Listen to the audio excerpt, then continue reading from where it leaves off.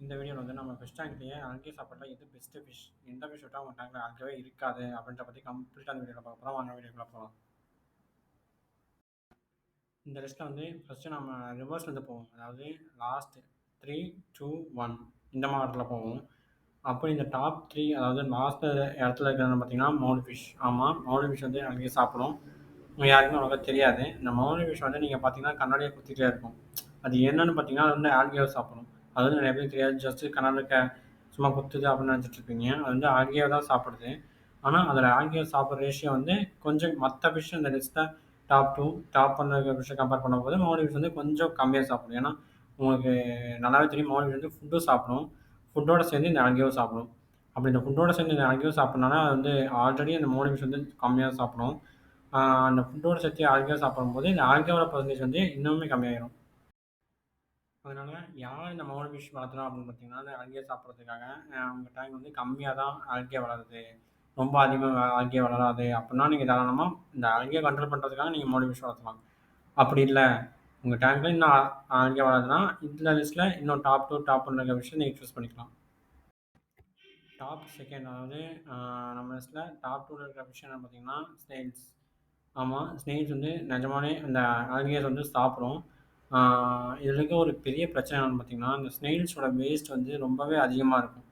அதாவது நார்மலாக ஒரு மீன் போடுற வேஸ்ட்டை விட ஸ்னெயில்ஸோட வேஸ்ட் வந்து ரொம்பவே அதிகமாக இருக்கும். அது வந்து நமக்கு டேங்க்கில் வந்து கொஞ்சம் இதாக இருக்கும். அதாவது நீங்கள் நல்லா நல்லா செட்டப்பாக வச்சுருக்கீங்கன்னா தாராளமாக நீங்கள் ஸ்னெயில்ஸ் வளர்த்தலாம். அதோட வேஸ்ட் வந்து அவ்வளோக்கா விசிபிளாக தெரியாது. அதே நீங்கள் எந்த ஒரு ஸ்டோன்ஸுமே இல்லாத டேங்க் வச்சுருந்தீங்கன்னா அது ஸ்னெயில்ஸோட வேஸ்ட்டு அப்படியே நமக்கு தெரியும்.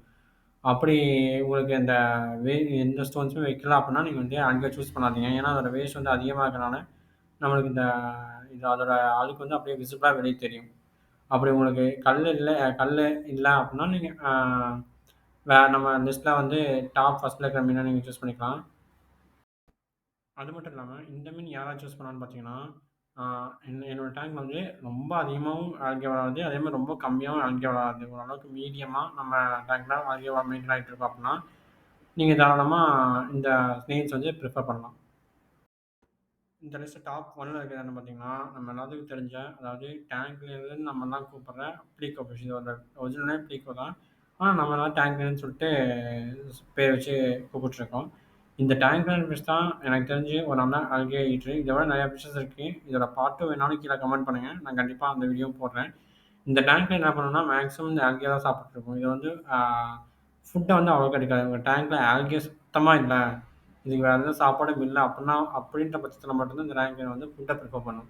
அப்படி இல்லை உங்கள் டேங்க்ல வந்து ஆல்கே வளர்ந்துட்டு இருக்கு அப்படின்னா இது டேரெக்டாக ஆல்கே சாப்பிட்டே போயிடுவாங்க. இதோட வேஸ்ட்டுமே ரொம்ப அதிகமாக வராது. ஆனால் ஓரளவுக்கு கொஞ்சமாக இருக்கும். அதனால் நீங்கள் வந்து உங்கள் டேங்க் வந்து ஆல்கே நிறையா இருக்குன்னா நீங்கள் தாராளமாக அந்த டேங்க்ல ப்ரிஃபர் பண்ணலாம்.